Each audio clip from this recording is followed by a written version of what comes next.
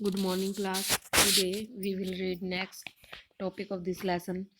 Accept of election outcome. चुनावी नतीजों को स्वीकार करना. One final test of the free and fairness of election has in the outcome itself. चुनाव के स्वतंत्र और निष्पक्ष होने का आखिरी पैमाना उसके नतीजे होते हैं. If election are not free और फेयर, यदि इलेक्शन स्वतंत्र और निष्पक्ष ढंग से न हो तो the outcome always favours the powerful, तो नतीजे हरदम जो ताकतवर पार्टी है उसके ही पक्ष में आते हैं. In such a situation the ruling parties do not lose election. ऐसी स्थिति में शासक पार्टी चुनाव हारती ही नहीं है. Usually losing party does not accept the outcome of a rigged election. आमतौर पर हारने वाली पार्टी गड़बड़ ढंग कुछ डर्टी ट्रिक्स अपना करके जो चुनाव करवाए जाते हैं तो उनमें आखिरकार वही जीत जाती है election. The outcome of India's election speaks for itself. Bharat में चुनावी नतीजे खुद ही काफ़ी कुछ कह देते हैं. The ruling parties routinely lose election in the India both at the national and the state level. Bharat में शासक दल राष्ट्रीय और प्रांतीय स्तर दोनों पर अक्सर चुनाव हारते हैं. इनफैक्ट बल्कि in every 2 out of the 3 elections held in the last 25 years the ruling party lost. और पिछले 15 सालों से पिछले 25 ईयर्स सॉरी पिछले 25 सालों से भारत में जितने भी इलेक्शन हुए हैं उनमें से प्रत्येक 3 में से 2 जो शासक पार्टियां हैं वो हारी ही हैं. In the USA an incumbent of sitting elected representative rarely loses an election. America में मौजूदा चुनाव हुए जो प्रतिनिधि है शायद ही कभी चुनाव हारता है. In India about half of the sitting MPs और एमएलएस लॉस इलेक्शन. भारत में जो वर्तमान में सांसद और विधायक हैं उनमें से आधे ऐसे हैं जो चुनाव हार जाते हैं हमेशा. Candidates who are known to have spent a lot of money on buying votes and those with non criminals connections often lose elections. Vote खरीदने में सक्षम पैसे वाले जो उम्मीदवार होते हैं वो और आपराधिक जो क्रिमिनल होते हैं ऐसे जो वो हैं व्यक्ति हैं वो उनका भी चुनाव हारना बहुत ही आम सा होता है यहाँ.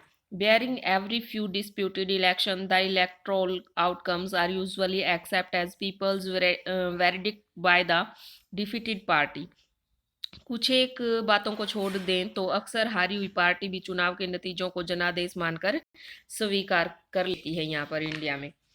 नेक्स्ट है challenge to free and fair election. स्वतंत्र और निष्पक्ष चुनाव की चुनौतियाँ. All this leads to a simple conclusion. Election in India are basically free and fair.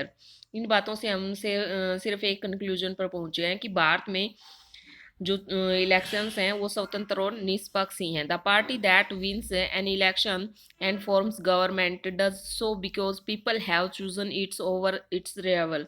जो पार्टी चुनाव जीतकर सरकार बनाती है उसे लोगों का समर्थन प्राप्त होता ही है. This may not be true or every constituency. A few candidates may win purely on the basis of money, power and unfair means. संभव है कि हर निर्वाचन क्षेत्र में ये बात लागू होती है कि कुछ जो कैंडिडेट्स होते हैं वो पैसों के जोर पर या फिर डर्टी ट्रिक्स अपना करके चुनाव जीत सकते हैं.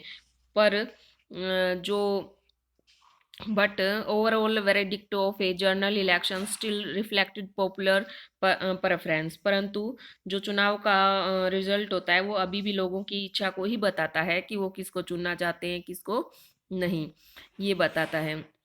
There are very few exceptions to this rule in the last 60 year in our country. और पिछले 60 ईयर में हमारे देश में इस सामान्य नियम के थोड़े बहुत ही अपवाद हैं यानी कि बहुत ही कम कमियां हैं. This is what makes Indian election democratic. और यही चीज़ भारतीय जो इलेक्शंस हैं उनको लोकतांत्रिक बनाती है. Yet the picture looks different if we ask deeper questions.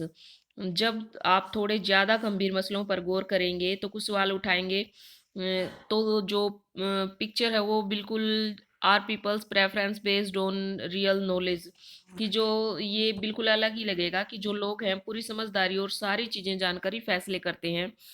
Are the voters getting a real choice, is election real, क्या मतदाताओं के पास सचमुच स्वस्थ विकल्प उपलब्ध हैं, क्या चुनाव मैदान को level playing field for everyone, बराबर का हिस्सा मिलता है यानी कि बराबरी अवसर देता है सबको।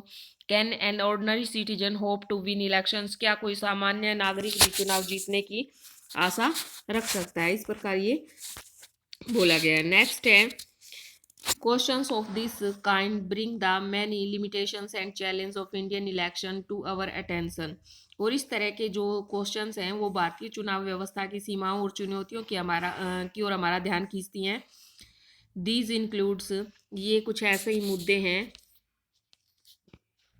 Candidates and parties with a lot of money may not be sure of their victory, but they do enjoy a big and unfair advantage over smaller parties and independents।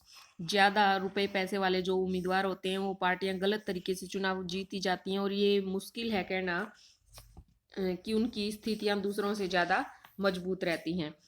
In some parts of the country, candidates with criminals connection have been able to push other out of the electoral race and to secure a tickets from major parties।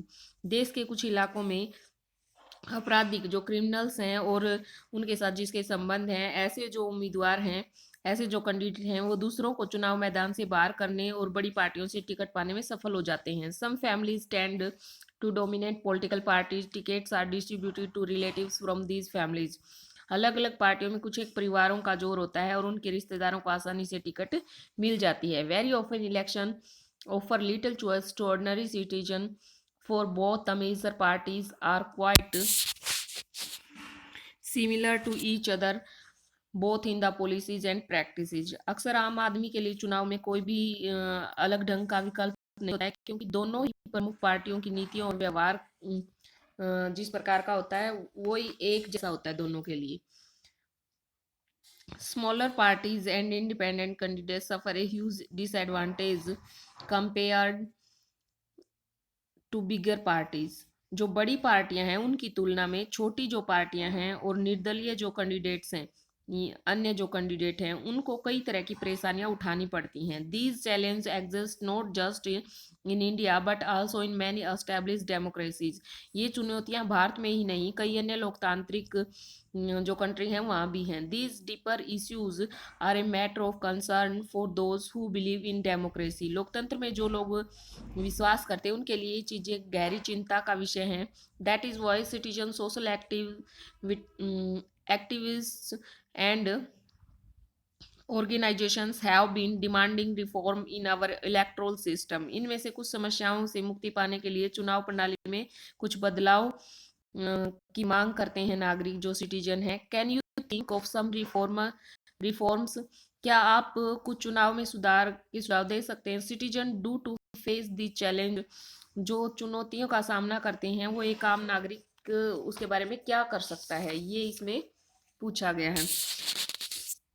Next इसमें दिया गया है ये important जो नीचे lines दी गई हैं आपकी, इनमें ये बताया गया here are some facts on Indian election, comment on each of these to say whether they reflect the strength और the weakness of our election system. कि भाई जो हमारा इलेक्शन सिस्टम है, जो भारतीय चुनाव हो, उनके बारे में कुछ तथ्य हैं, वो टिप्पणी की गई है कि ये चीज़ हमारी चुनाव प्रणाली की शक्ति को बढ़ाती हैं या कमज़ोर करती हैं। 16th Lok Sabha has 12% women members. इसमें बताया गया है कि 16th जो लोकसभा थी उसमें 12% मेंबर्स वोमेन उस थी। और the election commission often refuse to accept the government advice about when the election should be held. चुनाव कब हो इस बारे में अक्सर चुनाव आयोग सरकार की नहीं सुनता कि कब चुनाव होने चाहिए और कब नहीं। The 16th Lok Sabha has more than 440 members whose assessed are more than RS1 crore. 14वीं लोकसभा में 16th है ये, 16th यानी कि 16वीं लोकसभा में 440 मेंबर्स से अधिक सदस्यों की जो संपत्ति है वो 1 करोड़ से भी ज्यादा रही है। After losing an election the chief minister said, चुनाव हारने के बाद चीफ मिनिस्टर ने कहा कि I respect the people's verdict, कि जो जनादेश है मैं उनको मंजूर करता हूँ, ऐसा उन्होंने कहा। नेक्स्ट हमारा ये कुछ दिए गए हैं कि कोड ऑफ कंडक्ट, चुनाव धांधली के बारे में ये बताया गया है, कॉन्स्टिट्यूएंसी के बारे में ये चीज़ें बताई गई हैं आपकी। तो देखिए इनके बारे में आप अच्छे से पढ़ लीजिएगा।